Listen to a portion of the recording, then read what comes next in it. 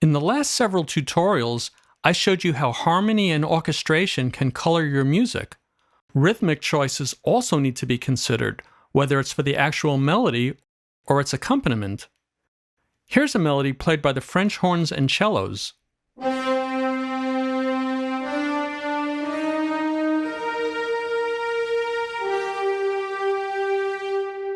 Now I'm going to add a simple rhythmic accompaniment to the melody.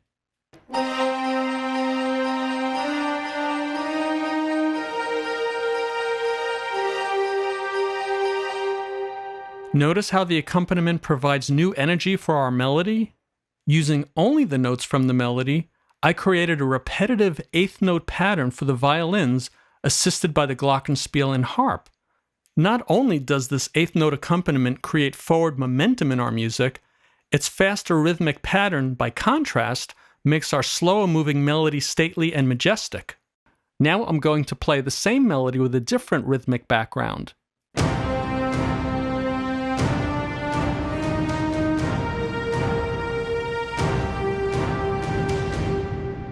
The melody now feels anxious and uncertain, and there is a sense of something impending. The melody and the instruments playing that melody are exactly the same as before. The only thing that's changed is the rhythmic accompaniment. Its jagged, halting rhythms, played by the taiko drum, lower brass, and basses, are what's creating this anxious and dramatic tone. Here's another rhythmic variation behind the melody.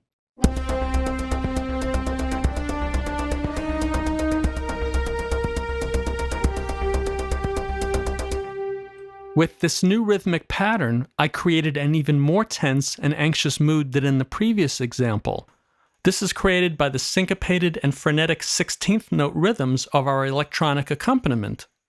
So we've heard how different rhythmic backgrounds affect the mood and character of a melody.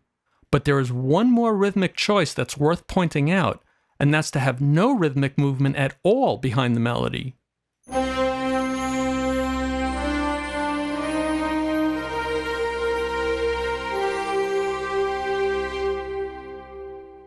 The time to use no rhythmic movement behind a melody is when you want the focus to be solely on the melody notes, but you want to add another shade of color behind that melody.